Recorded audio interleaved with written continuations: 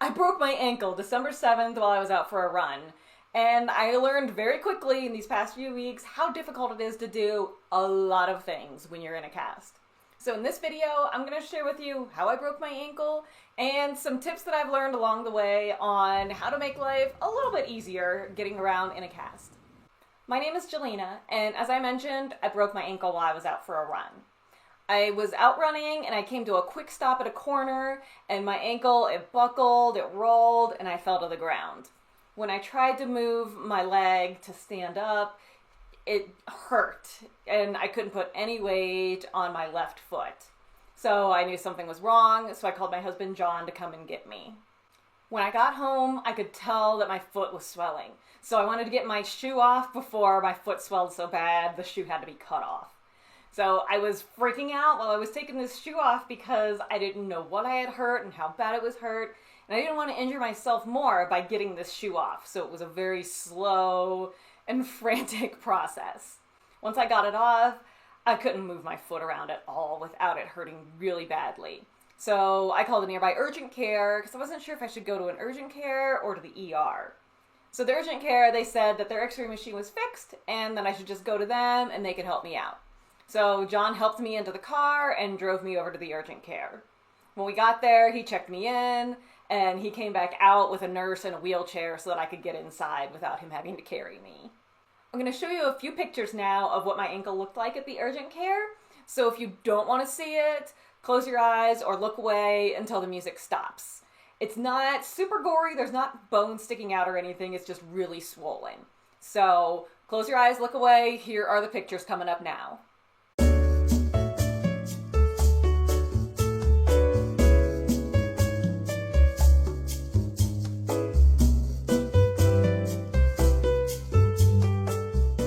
Okay, it's safe to look again.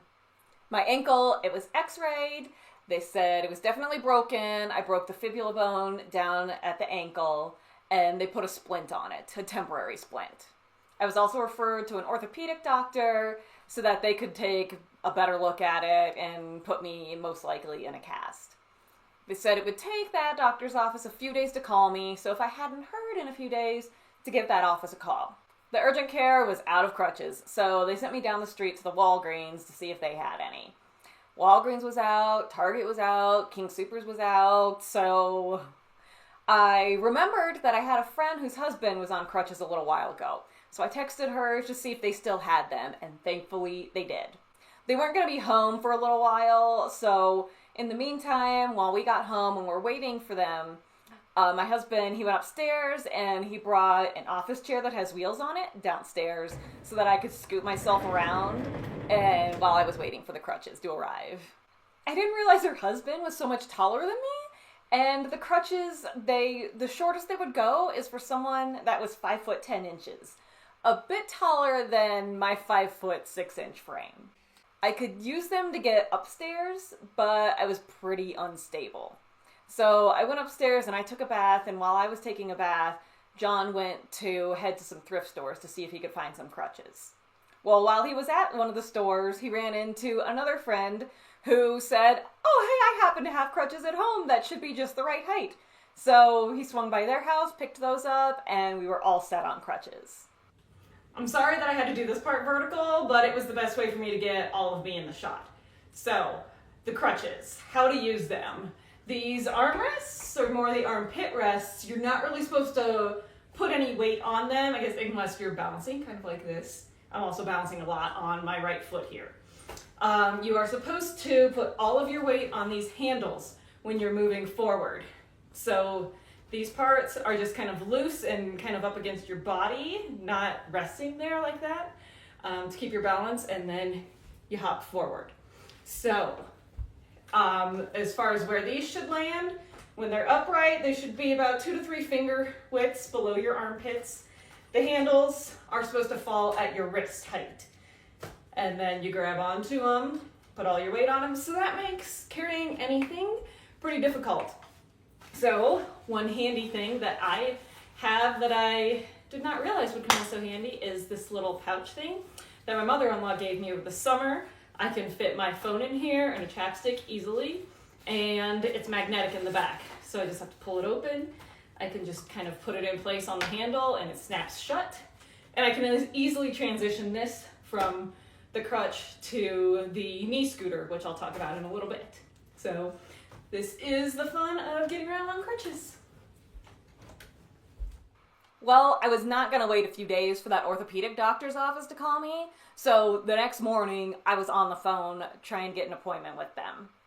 I actually managed to get in for the following day, so it was really quick, and when I got there, they took more x-rays and confirmed that the fibula bone was broken.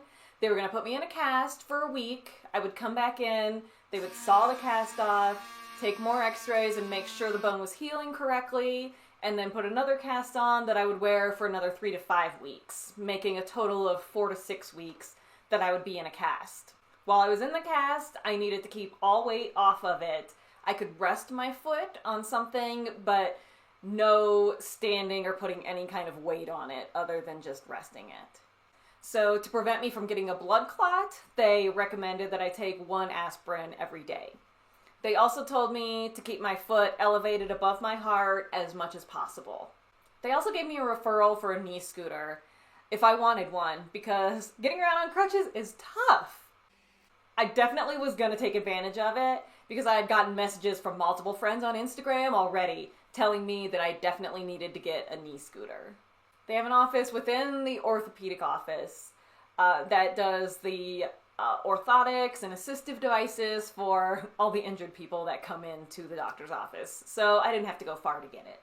Before I left the orthopedic office, I asked the doctor if there was anything that I could do to help my bone heal faster. The only thing he mentioned was to increase my vitamin D intake. He asked me if I knew what my current levels were, and I was thinking that it was somewhere in the 30s. So he said to double whatever I was currently taking to get that up even higher and closer to 100. I was already taking 5,000 IUs daily, so I upped it to 10,000 IUs. Then I looked up what my levels actually were, and it turns out in June, when I last had my blood drawn, my levels were somewhere in the 70s. So I decreased what I was taking from the 10,000 IUs to 7,000 IUs daily. Once I got home, I looked up what else I could do to help speed up the healing process of my bone. The common things that I saw that were recommended were increase your vitamin D intake, increase your calcium intake, increase the number of calories you're eating, and increase the amount of protein you're eating. Since I'm already taking calcium daily, I decided that on the days that I could remember, I would take a second calcium pill, since you can only absorb 500 milligrams at a time, and that's the size of the pills that I have that I take. Since your body is working extra hard to heal the break in your bone, it makes sense that you need a few extra calories to help fuel that recovery. Luckily, I broke it in December when there is no shortage of extra calories around. Then to quickly increase my protein intake, I bought a protein powder to try and use every day. Now to how I navigated getting around the house and doing my everyday activities. As I mentioned earlier, rolling office chairs are a really helpful thing that a lot of people already have at home. But because of the small wheels, it can be hard to get it to move when it's on carpet. Most of our downstairs is wood floors, but we do have a rug by the couch, so that transition of getting onto the rug is difficult, as well as trying to move the chair across the rug to get onto the couch. The wheels can pivot every which way, so that makes it hard to control the direction. If you've ever driven one of those carts at IKEA, you know what I'm talking about. The knee scooter, it's got much larger wheels, so that transition from floor to carpet and even rolling on carpet is much easier. Getting upstairs is tricky. I live in a 2-story house and all the bedrooms are upstairs, so I have to go down and up the stairs at least once a day. The first few days of using crutches, I was a sweaty mess by the time I got to the bottom of the stairs or I made my way back up. It's so much work balancing yourself and making sure you're not falling and hurting yourself even more. Our stairs have a landing and there's a U-turn, so I can take a break in the middle. But I choose to use the crutches rather than sit down on my butt and scoot up the stairs because it is so hard to get standing back up again using only one foot. I obviously can't drag my scooter up the stairs while I'm crutching my way up, so crutches are my only option for getting around once I get upstairs. The whole upstairs is carpeted except for the bathrooms. So in my bathroom, I have a wheelie office chair, and I rest my knee on that while I'm getting ready so I don't have to hold my foot up the entire time I'm like brushing my teeth, combing my hair, and all of that. And I can use my hands as well without having to like lean and balance on the crutches. In order to get dressed, I need to sit down at least for part of it in order to get the pant leg up my good leg since I can't put any weight on the bad leg. I sit down on a really short dresser that we have to get my pants on, which brings me to another issue, wearing pants and socks. The cast is so fat that pants with a cuff or that are tight at the ankle don't fit, and neither do regular socks. I have one set of some really stretchy slipper socks, so I put those at the end of my cast to cover up my toes to keep them warm because December in Colorado is cold. As far as pants, I live in yoga pants and wide leg pants. Once I was dressed and downstairs, getting around with the knee scooter was easy. Except I couldn't leave the house. To get into the garage, there's a couple stairs. To get out the front door, there's a couple stairs to get to the driveway. So I couldn't use my scooter to get out of the house. John quickly fixed this with some plywood he had found in a dumpster and some 2x4s. He built a ramp over the stairs, getting from the house into the garage, so I could use the scooter to leave the house. I quickly realized that in order to hop in and out of the car either on my own, or if someone was with me and they were bringing the scooter around to the door where I was sitting, I needed space. And most parking lots, they cram the spaces in so tight, it's hard to get in and out even if you're uninjured. So I called the orthopedic doctor's office to see if I could get an accessible parking pass.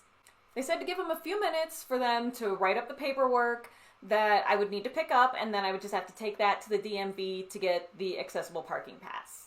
So I went, picked up the paperwork, took that to the DMV, and within a half hour I was in and out and had 2 accessible parking passes with me. I asked for 2 because we were going to be flying for Christmas, and I wanted to be able to use one in the car that we were parking at the airport parking lot, and then the other one for whatever car I was riding in when we were visiting my parents. One more thing in day-to-day life that immediately gets more difficult is showering. Since I wasn't allowed to put any weight on my foot, I wasn't going to be doing any sweaty activity frequently, other than going up and down the stairs with my crutches. So I wasn't going to be showering daily, but I wanted to shower at least once or twice a week. Since you aren't supposed to use crutches in the shower, which it sounds pretty dangerous anyway because it gets really slippery in there, so John brought up one of our patio chairs for me to sit in the shower. For my first shower, we just taped a garbage bag around my cast to keep it dry, and then John tried to aim the shower head the best he could at wherever he thought I would need it.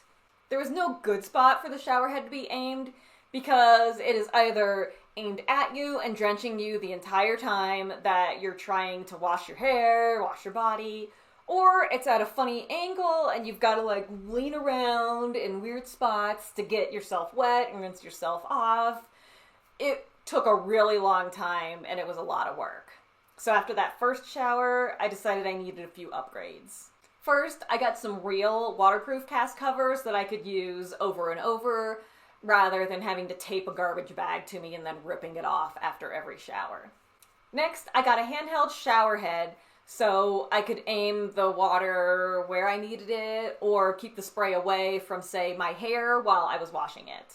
So those are the basics of getting around and trying to make things a little bit easier while you've got a cast on your leg. I knew it wasn't going to be easy, but it's been a real eye-opening experience realizing how many of your daily tasks are made so much more difficult when you can only use one leg. To learn more about how to make traveling, and more specifically flying, a little bit easier when you've got your leg in a cast, make sure that you're subscribed and you've clicked that bell to receive the notifications because that's going to be the next video that I post here on my channel. I'll also be documenting how my recovery goes, so keep tuning in for updates. Thanks for watching.